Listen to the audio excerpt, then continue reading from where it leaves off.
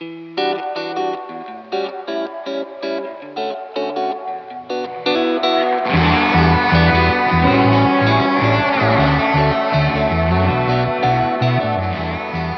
friends. Welcome to Season 2 of Bar of the Conference. I'm your host, Derek Scott III. Today's episode is with Dr. Aleze Fulbright. Aleze is an ordained elder and currently serves as a Conference Superintendent in the Indiana Annual Conference. I gotta say, Aleze's story reminds me of why I have remained a United Methodist. In this episode, Aleze and I discuss her experiences growing up in the CME denomination, her early years as a single mother and accounting professional, and how she found her place in a United Methodist congregation in Texas. We talk about the female clergy who nurtured her as she discovered her call to ministry. And we talk about her journey into conference leadership, particularly in Indiana, and how she has navigated these last few years of disruption. I'm not only inspired by Aleze's story, but it helps me think about the kind of church that we are becoming. I think Aleze's story is one that we should all take with us as we prepare for General Conference in 2024. So friends, grab that notebook, that choice beverage, and let's listen to this really exceptional interview with Reverend Dr. Aleze Fulbright.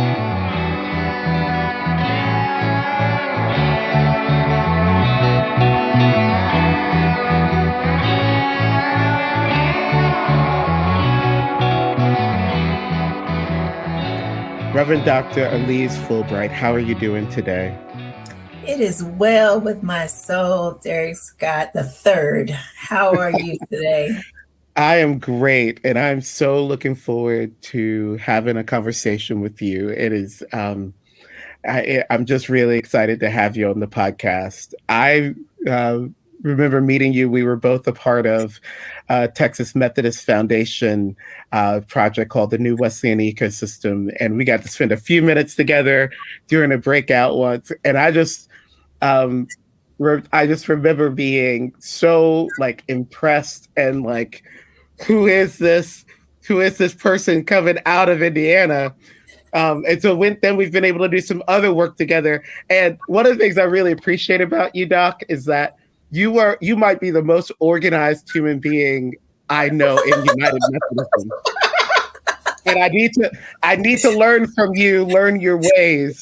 But beyond that, I in the different conversations that we've had, I know little bits of your story, and so I'm just excited to hear a little bit more of that and just to get some of your greatness in this space. So I'd love to just start at the beginning, how Aleze became a United Methodist Christian, God's prevenient grace working in your life and bringing you into our church. So wherever you want to start us at. Indeed. So let me just also share some accolades, because, I've been fanning on you for many years. When we were in Vegas and not doing Vegas things, we were actually there for a United Methodist Conference eons ago, where you gave a profound, and it still resonates with me, speech about how you are unapologetically lay. Yeah. And I have used that video in every aspect of training around this understanding of call, because we have to deconstruct and reconstruct a new understanding of call, not only in these current times, but to assume that only those who are called to preach is not giving a true witness to the gospel message. So I've been fanning for a while. So thank you. God. I appreciate that. And I appreciate you for that. We're okay. We have already dove in.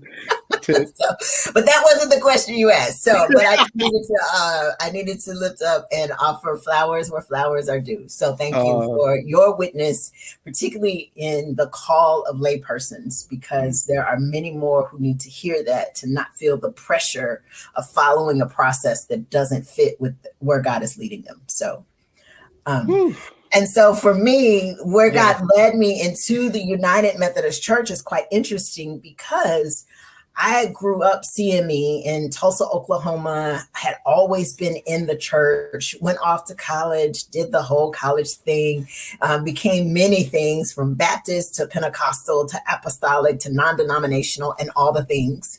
Yeah. In college, I ended up pregnant with my son. So after graduating from college, found myself in Dallas, Texas, living my best life, but knowing that as a young, unpartnered mother with a small child, I needed a firm faith foundation for my son at that time. And so I encountered a United Methodist pastor who was female. Now, in all of my faith traditions, females couldn't do that. So I was really intrigued by this particular United Methodist female pastor, Reverend Dr. Sharon Patterson. She was sassy, she was fierce, she was diva, but yet continuing to uphold her divineness in call. And so I was really intrigued by her witness and her message. So I started attending Jubilee United Methodist Church in Duncanville, Texas at that time. And there I found my village. I found my people that they wrapped me in their loving care, took on my son as a son of their own. And it was there that I became a United Methodist Christian.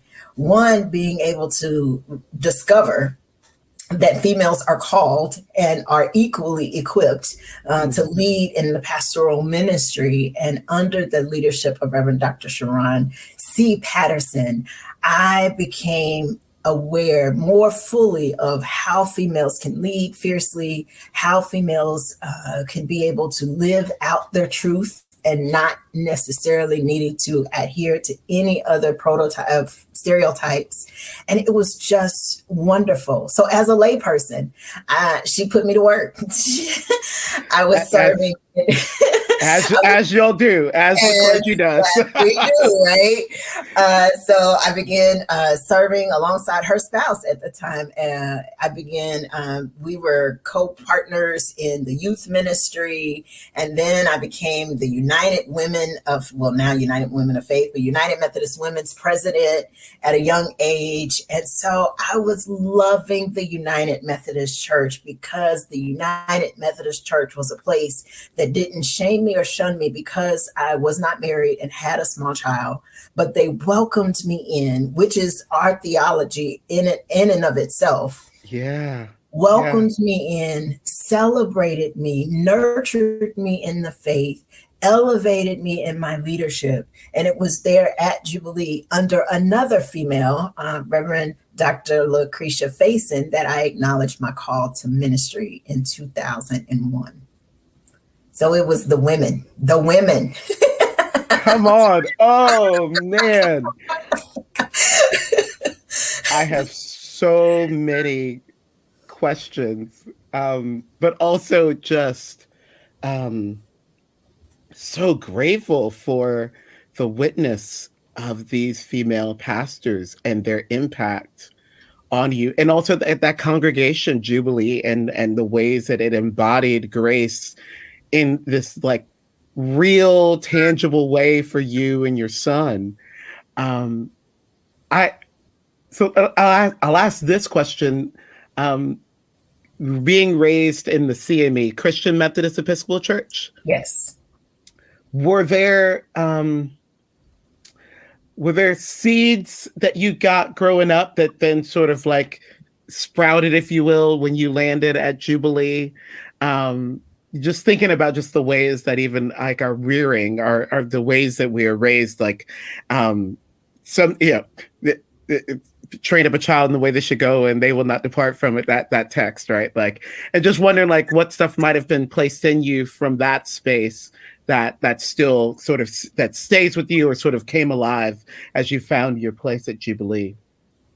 I remember more profoundly at age 10, I was attending a Bible study with my parents. And age 10, the last thing I wanted to do was be in a Bible study on a Wednesday with my parents. But nevertheless, there I was. And so I remember vividly, I was half listening, but then coloring and piddling as most young people would do. But it was at the conclusion of that particular Bible study that the pastor at the time, he gathered everyone around in a prayer circle. And I just became overwhelmed and started crying uncontrollably. And many would discount that as, oh, a 10-year-old trying to gain attention. But it wasn't that time. It was really the movement of God in such a way that I did not have words for it. Didn't know what the experience was. I mean, now in one more seasonedness of life, I know what it was. But at that time at 10, no one even offered the opportunity to consider, have you considered ministry as a vocation? Have you even thought about God's tug at your heart? There was none of those seeds planted, but I remember vividly that experience at 10. And then a Sunday after, the pastor presented me in front of the congregation, Hosey Chapel in Tulsa, Oklahoma, a Bible. But there was still no rearing, no nurturing about any of it. It was just like, okay, she didn't had a spiritual experience, so here's a Bible.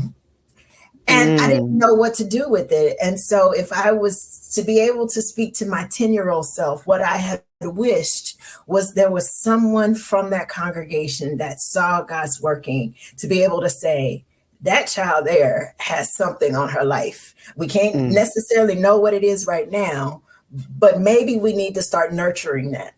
And I think unintentionally they did, because like I was the director of the youth choir, I was teaching VBS. I mean, so I was doing all of the things, but it wasn't an intentional nurturing or an intentional faith formation conversation that would bring me about to discover that God is doing a work in me, not to be afraid, not to run from it, but to live into it and continue to see it evolve. I appreciate you taking me back there as it relates to how, what you were doing at Jubilee. And I'm still just, I am so grateful for the leadership of those pastors. So I'm curious what your pastors said to you over those years as a layperson serving in these different roles. Like what were some of the words that they spoke to you? What was the intentionality that they brought to your life in that season? Yeah. So I think presenting opportunities for leadership. So there was never words, particularly with Dr. Patterson and Dr. Faison, there were never words. There were always opportunities. And when I found myself being offered the opportunity, I would be stretched in my ability to lead. Additionally, I was equally invested in faith formation discipleship for myself. So I was there on Wednesday nights. I was there on Sundays. Like every time the door was open, I was there, prayer visuals, all of that. And I began to notice a new work in me. And that was, how old was I at that time? I was like 24, 25 at that time. And so it was beautiful that when the events of 9/11 happened, I was sensing that God was calling me into pastoral leadership, but I was fighting it because I was on a path of accounting. That's what I was going to do. That's what I knew I was going to do from high school. That was the path that was the trajectory of work I was doing, moving up the corporate ladder. But it was the events of 9/11 that captured my attention in a way that I cannot explain. And it's so interesting because Dr. Faison, she called me out of the blue and said, in my time of prayer, I believe God is calling you to ministry. I started crying unconsolably and I hung up on her because I was like, we're not doing this. We're just not doing this. We're not doing this. Being able to serve in ministry as a lay person, that's great because that's what everybody does. But to be able to go to that next level of discernment, to really be able to know that the Spirit is stirring within and it's affirmed verbally through my pastoral leader, that was a whole nother cookie that I wasn't ready for. And so I just sat with it. And I remember so vividly 30 days of darkness where I was existing but not living because there was this tension and this fighting of I didn't want to let go of the path, of becoming CEO or some president executive of a corporation, because that's what I had always had my heart set on, to this unknown of ministry. Am I equipped? Am I able? Am I competent? Am I capable? All the things. And then finally, on September the 30th of 2001, I stood before Jubilee, my village, the people who nurtured me in my faith, where I said, here I am, Lord, send me. And it was just, Jubilee holds a special place in my heart. It just does. Oh, my. Yeah. Okay. September 30, 2001, you stand in front of Jubilee. Yeah. And you acknowledge there's a call on your life that is not just about accounting. Yeah. And not only about serving in a local church, but it is about a specific role, specific leadership. Yes. A pastoral call. Absolutely. So what happened on October 1st? I woke up and like, what the heck did I just do? But it's so interesting because in the various where I was working in accounting industry, like I was leading Bible studies at lunches and I was praying for people unbeknownst of what God was doing and stirring already. So these are just things that I felt led to do. So I was leading Bible studies in the cafeteria with colleagues and those that were curious. So I was doing those types of things anyway.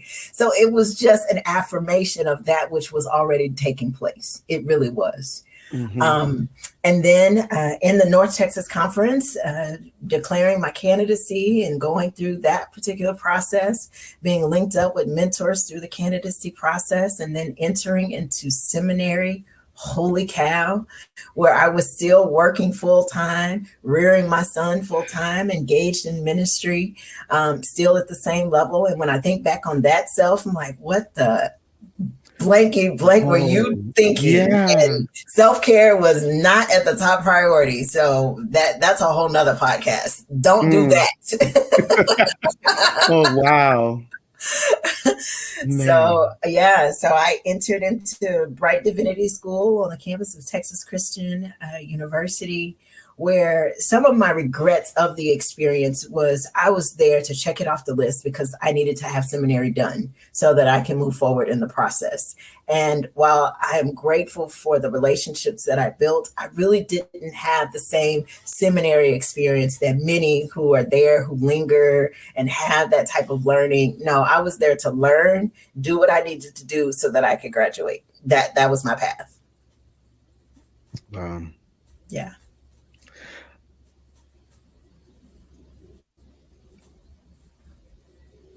I'll ask this question in this way.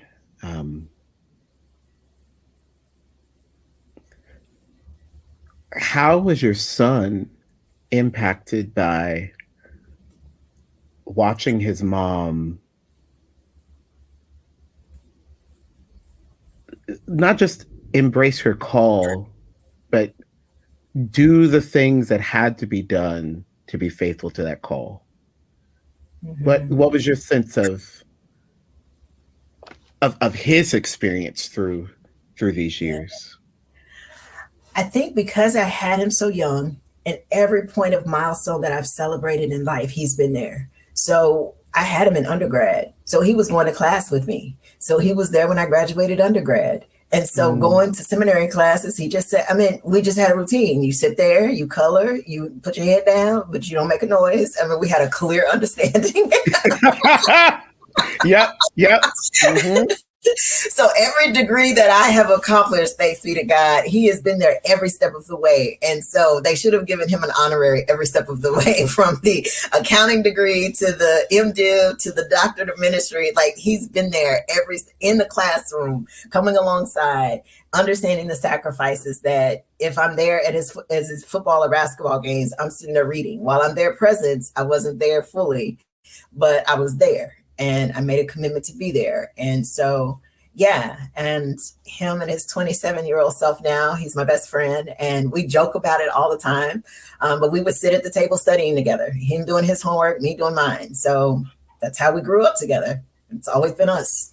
That resonates. I mean, many nights spent with my mother, doing church work and then getting from school and work and I definitely understand those agreements about here is what we're doing in this space. We understand. I felt that. Yeah. Well, what a gift. So as you get through seminary, what was the experience going forward? Like how you started in the North Texas Conference, and what were those first 2 years of being under appointment like?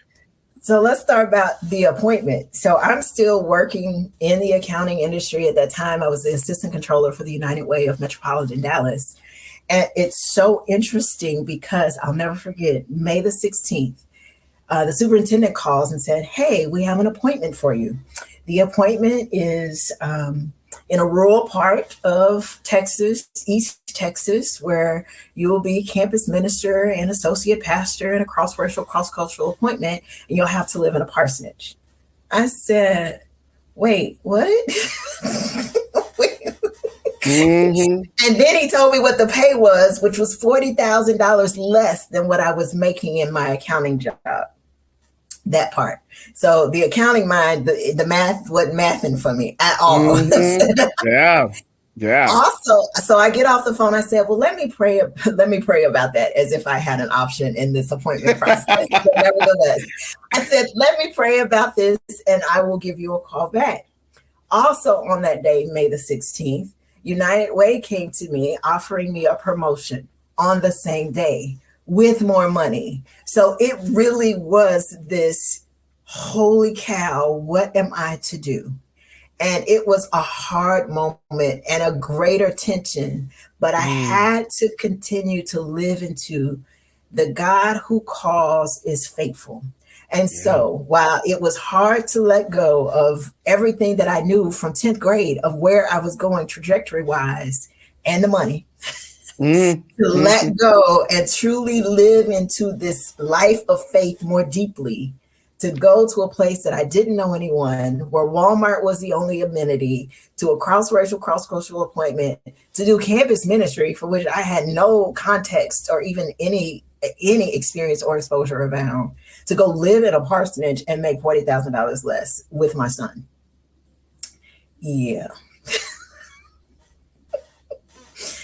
But yet I called the superintendent back and I said, okay, here we go. And so we moved to Commerce, Texas. I'm sorry that I don't know exactly where Commerce is. You won't. Apologies to those who are there. But the beauty of Commerce, Texas, even in a cross-racial, cross-cultural appointment, even in the aspect of being campus minister, I learned how to be pastor. I learned how to be pastor to people who didn't look like me. I learned how to perfect the craft of preaching, formerly from a Black church experience, going into a dominant culture experience where it's not about the hooping and the hollering. You better need to say something, and it connects with the head and the heart. And getting the opportunity to be campus minister to a population of young people that were experiencing some of the same things that I had experienced when I had my son and didn't have anyone as a community of care. But I get the opportunity to be there for them when they're making those life decisions and offer caution and also inspiration. Oh, my holy word. Like, that was life for 3.5 years. It was life. It was hard, but it was life. Oh, wow. Yeah. Well, I mean, in the campus ministry piece, that definitely resonates with me on some deep levels. I'm curious, did you stay in touch with those female pastors that sort of pulled you into United Methodism, or did you, as you were going absolutely through? Those are my sages. Like, they're on speed dial right now. I hang out with them regularly. Like, those are my aces. Absolutely. Yeah. Absolutely. Yeah. And interesting enough, when you talked about, you and I were on the ecosystem with TMF, with Lisa Mm-hmm. Greenwood, Lisa Greenwood and I served alongside. So she was the senior pastor in commerce.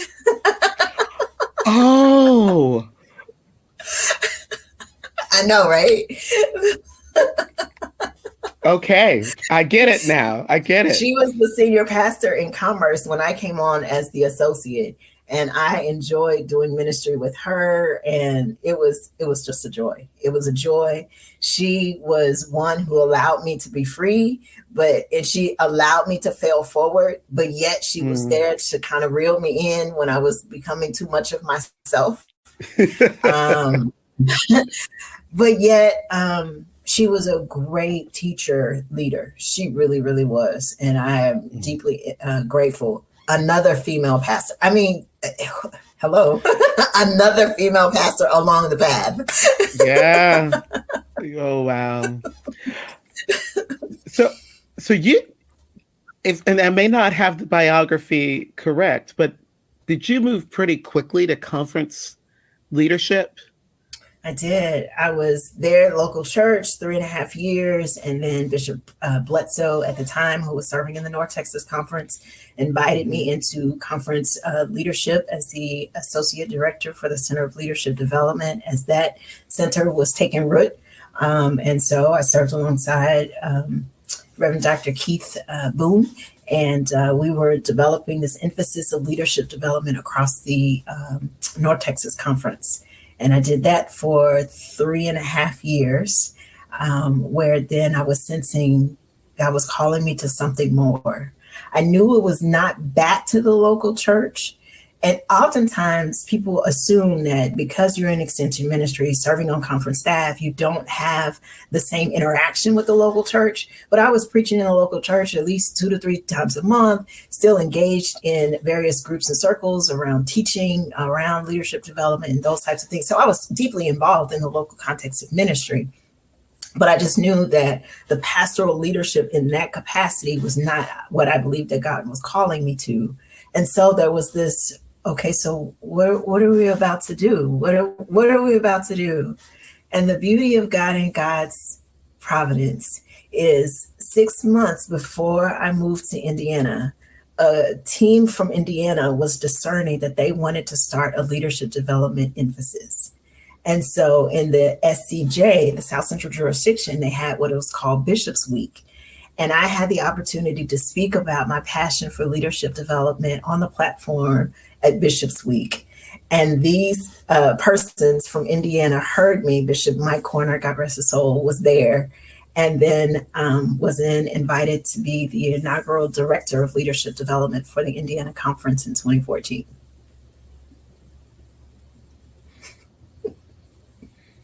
With your son coming with you? At that point in time, he had graduated high school, so he was going off to college. And so it was a good point for us. And again, God and God's providence, he was going off to school. And so I was going to be dealing with empty nesting and not knowing what that was, because again, we grew up together. And I'm like, what do I do without my baby?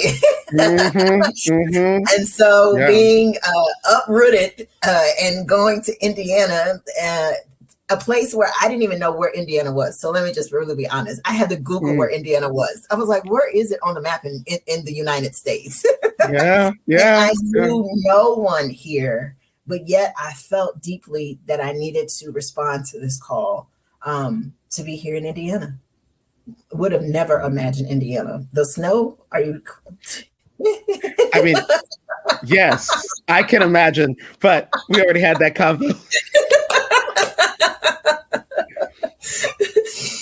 Yeah. So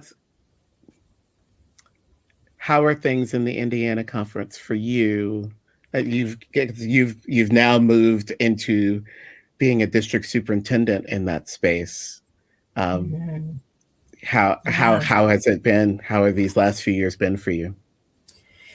Yeah, so I came into the superintendency in 2018, and it's interesting. So the first district that Bishop Trimble assigned me to was a rural part of Indiana, which is great because I had the context of rural part of Texas to be able to lean towards on how to do ministry in that rural part. I was only there for 9 months, and then the opportunity to come to the Central District, which is Indianapolis proper and many parts around it, more central Indiana, which is great because that just fits with kind of my ministry, my calling, and my life experiences and exposures. And so it was great. And then 2020 happened. All of 2020, between the pandemic and the social unrest, and with all of the complexities of what it meant to be church, I took on another district.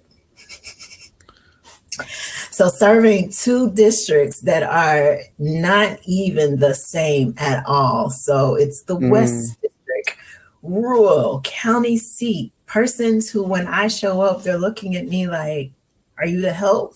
No, I'm actually the superintendent. Yeah.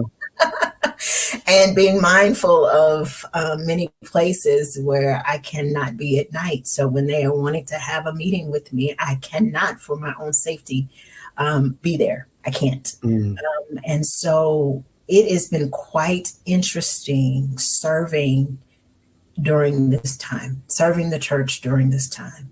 Yeah. It's just been quite interesting, from the political unrest to the social unrest to our own drama within the United Methodist Church. It has been quite interesting. And this last season of disaffiliations has been one for the record books, my Lord. My Lord. Because a lot of it had nothing to do with separating themselves from the United Methodist Church. A lot of it had to do with fear of the unknown, and power and control. That is my personal opinion and assessment. Yeah. And God bless them that have chosen differently. God bless them in their ministry and their service for God and God's kingdom. But I would just really be curious of the root cause. Yeah. I want to ask some additional questions about that in a second.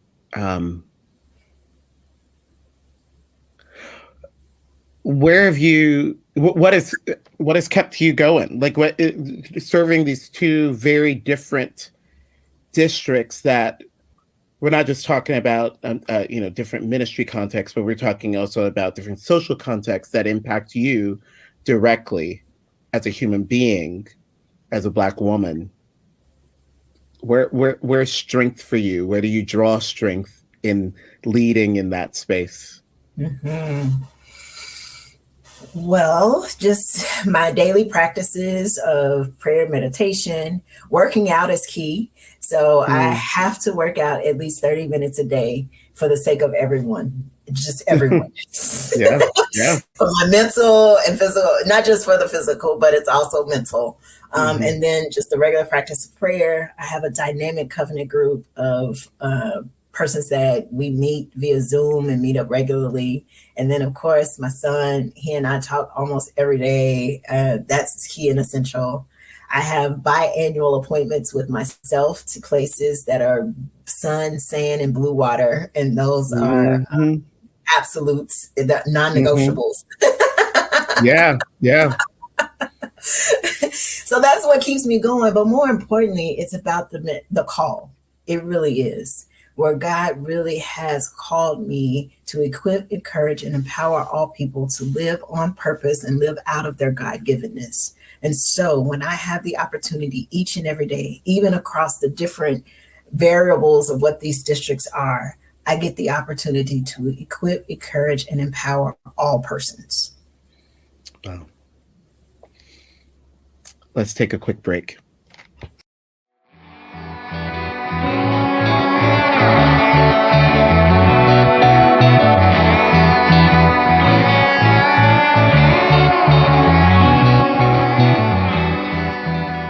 So, Aleze, I ask my guest often in these interviews to sort of talk about the impact of the passage of the traditional plan in their context of ministry, and some, even broader than that. And part of the reason I ask is because I just feel like that special session in 2019 is a historical marker for our church. It catalyzed so many things from my perception and perspective. And so, as a district superintendent, were you at General Conference 2019? No. Okay. No, but was live streaming like everybody else. Yeah. So, district superintendent at that time, were you in the just more the one rural district? No, the one just district. central district. Mm-hmm. Just a central district. Okay. What was leadership like for you after the passage of the traditional plan? Mm-hmm. So even with the central district being, Indianapolis being a large city, but there are other large cities around Indianapolis for which the central district encompasses. And so there was just this vast difference, and me needing to lead from the middle, because there were several congregations, large in membership, were celebrating the passage of the traditionalist plan. And then we had those congregations that were lamenting the passage of the traditionalist plan.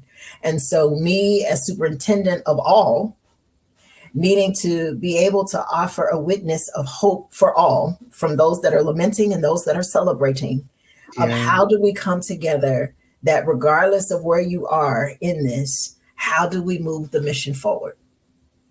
Understanding that there are implications from its passage that is hurtful and harmful for many. But how do we not stay there as a point of victory and resting on our laurels? So my intention at that point in time was to speak the truth and the facts of what it was and what it was not, because there were so many myths and misinformation circulating. Being able to stay true to the facts, but also helping us to remain focused on the mission. It has to always be about the mission of making disciples of Jesus Christ for the transformation of the world. That's what I held true in 2019. That's what I hold true even now. That even now we have those that are fearful of what the GC that will convene in 24 will be its outcome, not knowing what the outcome will be. None of us knows. But yet still wanting to remain United Methodist. And I was just in a meeting last night with a congregation where they said, if the language and the discipline changes, I can no longer be United Methodist. And I said, so help me understand further what this means for you. I said, this one matter that we're dealing with circumvents everything you know to be true about what it means to be United Methodist. From our Wesleyan doctrine and heritage, from our open table, from the ways in which we have impact around the world in global missions. All of that is circumvented simply because language has changed for all to be welcome. And it was awkward silence. And I wasn't doing it to debate. I was simply help me understand, because that's the only way I can lead is from my learning. And unfortunately, that particular person got flustered, thinking that I was trying to combat, which was not the nature or even the spirit in which I asked the question. But I ask these questions oftentimes because I think that people have rehearsed these responses so much in their echo chambers that they have not given thought themselves for what that means. And so I'm going to continue to ask the question. So help me understand. Everything you know about United Methodism will change simply because language around this matter of human sexuality changes. Everything. You've been a Methodist from the cradle. So everything you know changes simply because more people will be able to be seen, heard, known, and loved. That's what you're telling me. It's quite interesting. Wow. So I'm curious, when the traditional plan passed, the individuals and congregations that found themselves, quote unquote, on the progressive side of the church.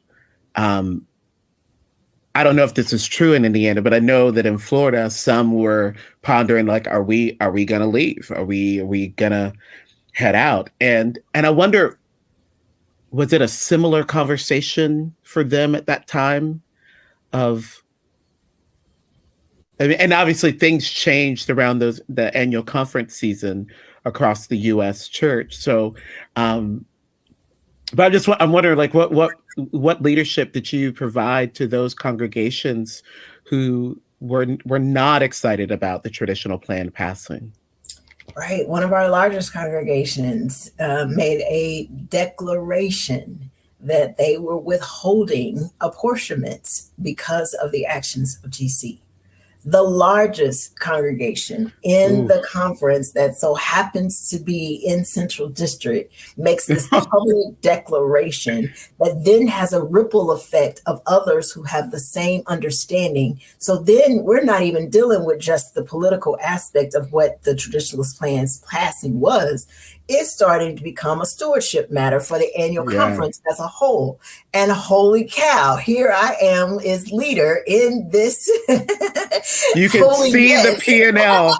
You can see the P&L of what is happening. Yes. Oh, yeah. Oh, man. So it comes back to, for me, it always comes back down to relationship. So it did nothing for me to do a counter statement about, oh, this is wrong. Absolutely not. That's just pointless and it's a waste of words.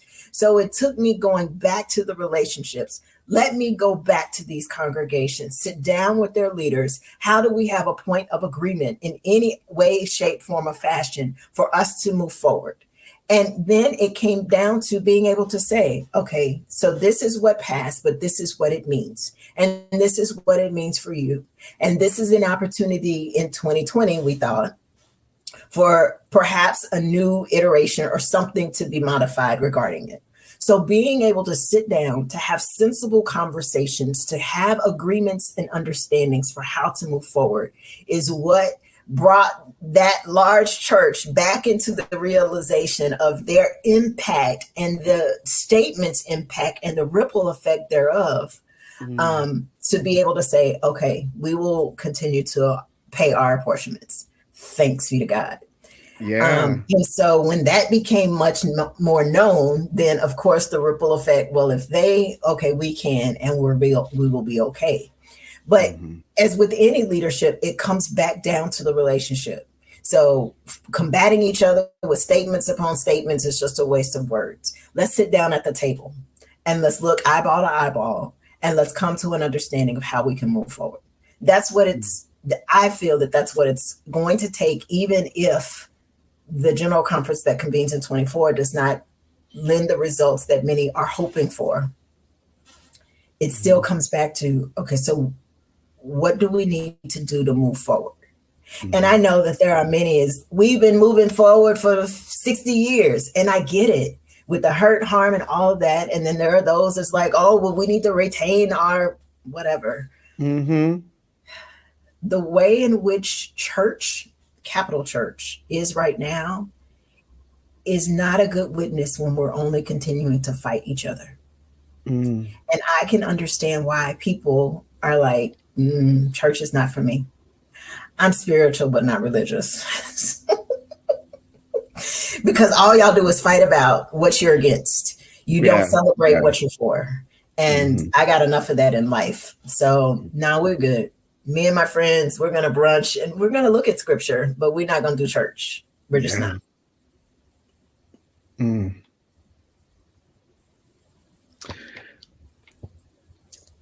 So annual conference season, right after GC 19 comes around and you're elected to the delegation. I know in many conferences, there was a clear reaction to the passing of the traditional plan. That looked like who was elected to the delegations, but also some statements, resolutions passed. What was it like at Indiana's annual conference? There, at the passing, there was a clergy person. He and others began forming this group of persons who wanted to ensure that there could be a change in the United Methodist Church. So they began to form this group called Room for All. And from that Room for All group, they were intentional about vetting, encouraging, and celebrating candidates who had the centrist progressive mindset at the time. And so that organizing yielded many from the clergy side to be of that same understanding of centrist progressive.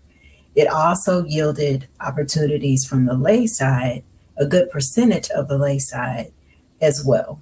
So it was a statement to say what passed at GC 19 is not the hope-filled United Methodist Church that we would want moving forward. And so we want delegates who would be able to have voice and vote to potentially vote on a church that we can all live in.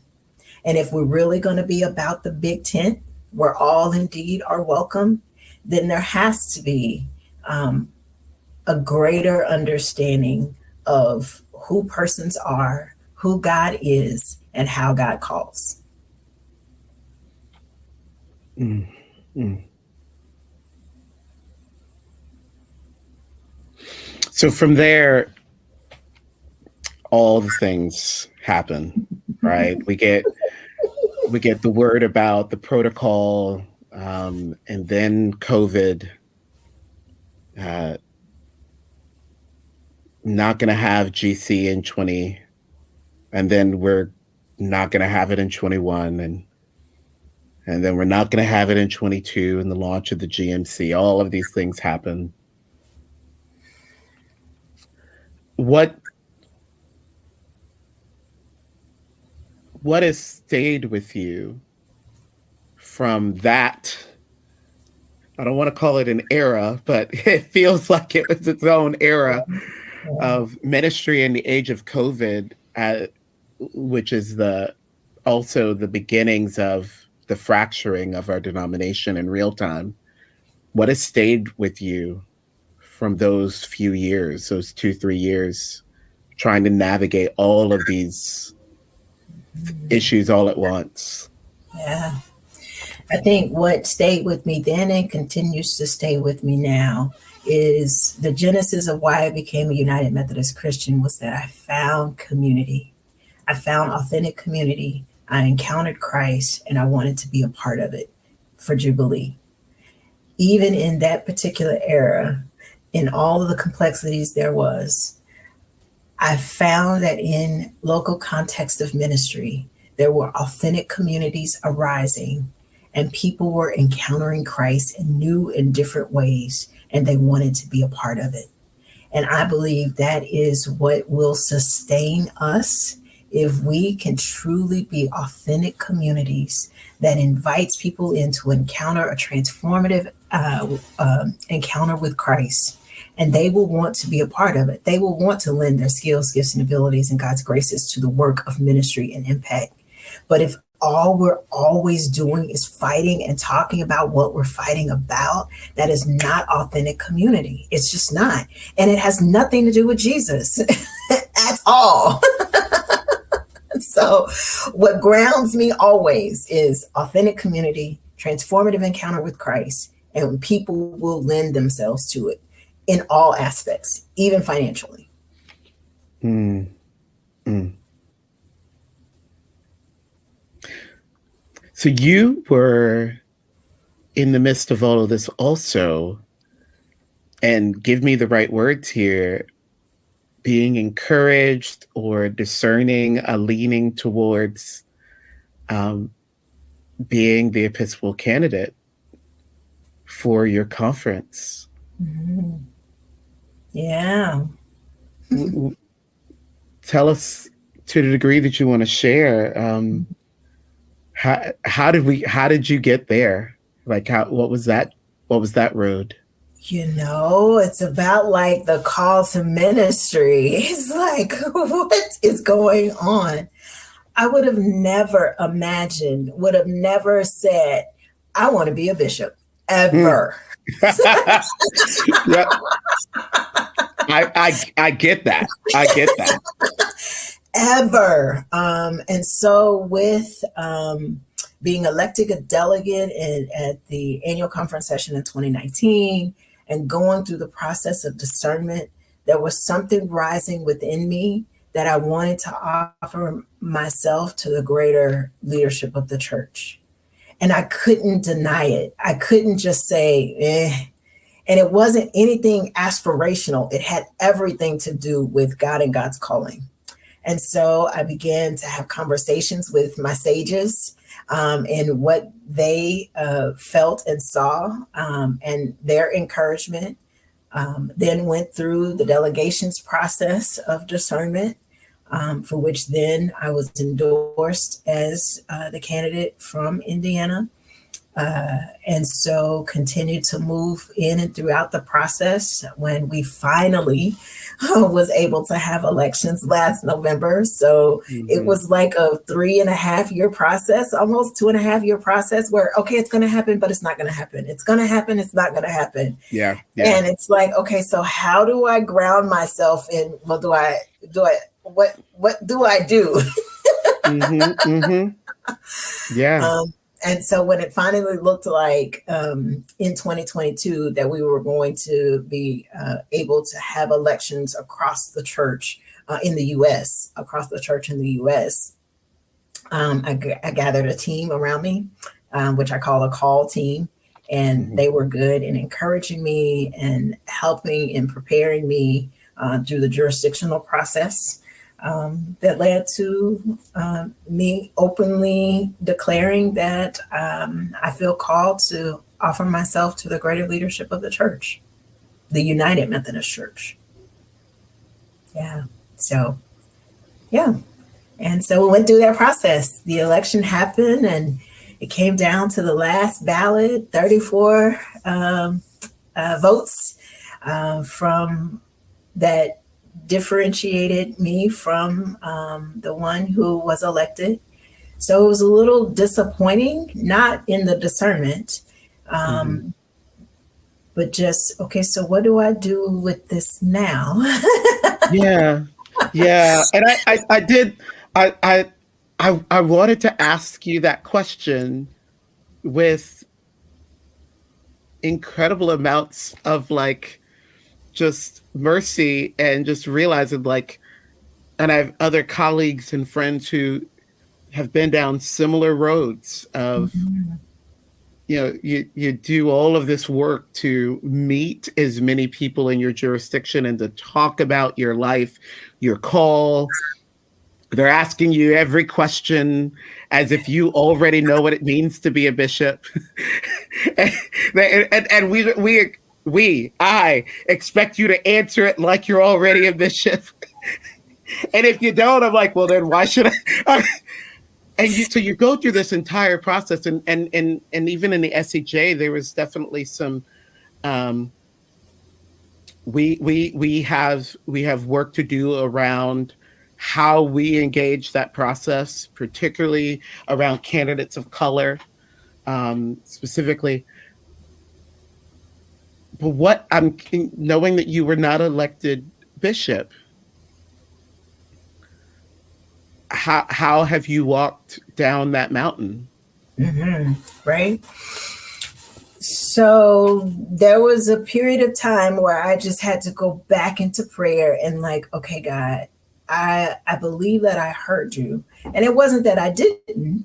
I did. I was obedient in offering myself. It didn't yield the outcome that I desired, but yet I still did what I felt called to do. And relying on covenant group and healing through the disappointment, to where the beauty of all of it is that I still feel no less called. And I have been given opportunities from that to lead the church at large in ways that I would have never imagined. So being able to serve on the Episcopacy Committee and lead as a co-chair of one of the task teams, being able to serve on the Commission on General Conference and being a part of a think tank with you. Like these are leadership opportunities that I would have never had opportunity to be able to have. And it is exposing me to the greater aspect of the church that I had blind spots about. So I count it all joy, honestly. I say it wholeheartedly. I count it all joy right now because of the insights, the experiences, and the exposures that I have been able to have since November of 2022. That is only, I believe, going to expand as we lean into the General Conference that will convene in 2024. So good. So good. So we are scheduled to meet in Charlotte, North Carolina in Prayers April, and fingers crossed, right? In Jesus' name, yes. Can we just do it, please? Oh, please. Aleze, what does General Conference 2020 that will meet in April, May 2024, if you got to set the agenda, what does GC 24 need to be about? Yeah. I think it's some of the things that we have talked about in our think tank opportunity is how do we come together, not to fight, but truly move forward the United Methodist Church? How do we come together with a unity of mind, not a uniformity of mind, but a unity of mind, that this really is offering ourselves to the greater movement of the United Methodist Church? How can we truly come together, all persons who are delegates from across the globe, to say what is the best for the United Methodist Church? Not my personal agendas, but understanding the relevancy if we are going to continue as a movement across the entire world. How can we set up an organization that is relevant, that is really about the gospel message? And if we all came with that mindset, then I think that we really could pass some legislation that moves us forward. Yeah. I really, really believe that. How do we make connections, even with those who have differing opinions and understandings, but still come to, you may be different in this understanding, but could we come together to say that while you may not align with, you could see that this action will create a relevancy for the United Methodist Church, so that persons who have felt shamed and shunned will now truly feel welcome. Welcome in their personhood, welcome in their calling, welcome in their leadership, without any label. They're a child of God, a sacred word that is called by God to serve God and God's people for the expanse of God's kingdom, period. Yeah. Oh boy. I want to ask an interesting question, and let's just see where it goes. It may not land, but I'm thinking about 20-something Aleze with her baby boy walking into Jubilee.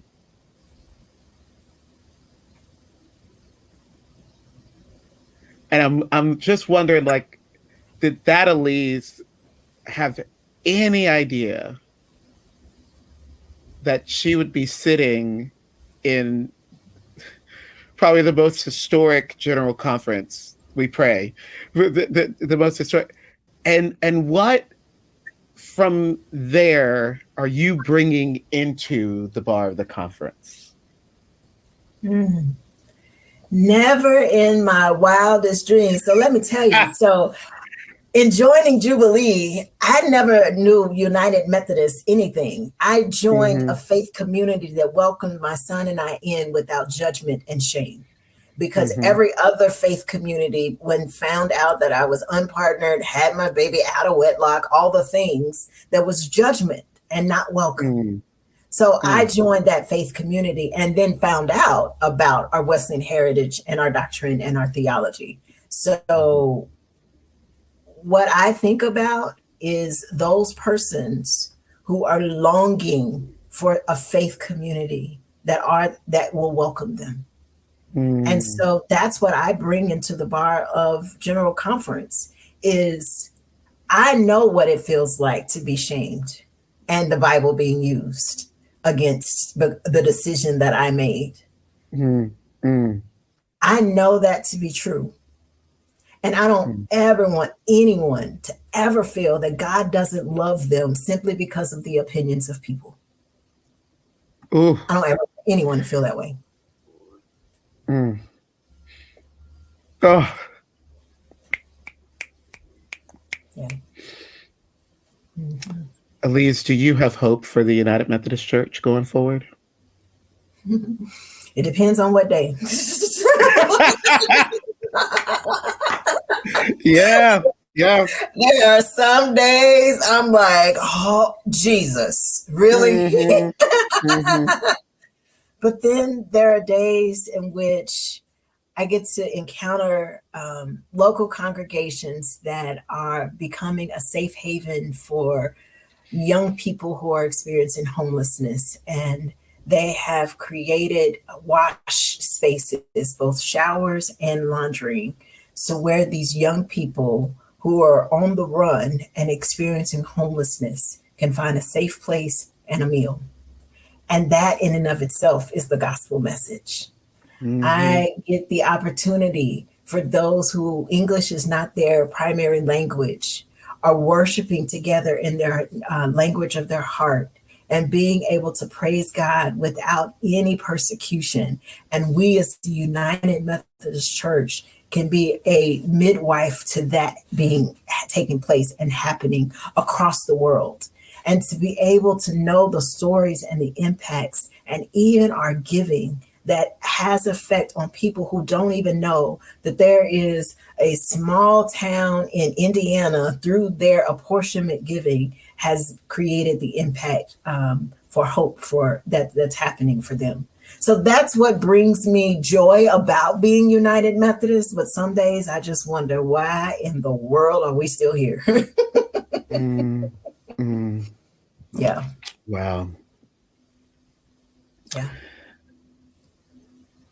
Reverend Dr. Aleze Fulbright, I am so grateful for your story, your calling, your witness, your leadership, your wisdom, and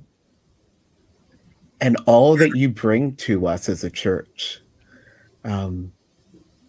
We are so much better because there's a place for you at the table to bring all of the gifts, especially the accounting gift. Hallelujah. Right? Yes. But thank you so much for just sharing your story. This was just powerful for me personally. Well, thank you for this platform and the opportunity to share. As I said, I've been fanning for you for a long time. And so for the intersection of time and space where we are able to share in this is just truly God and God at work. And so I'm grateful. I'm very, very Praise grateful. God. Praise God. We hope you enjoyed the episode. Bar of the Conference is produced by the team at Wesley's Revival, a ministry of Studio Wesley. Subscribe to this show on Apple, Spotify, Amazon, or Google platforms so you don't miss a single episode. Thanks for joining us, and see you next time.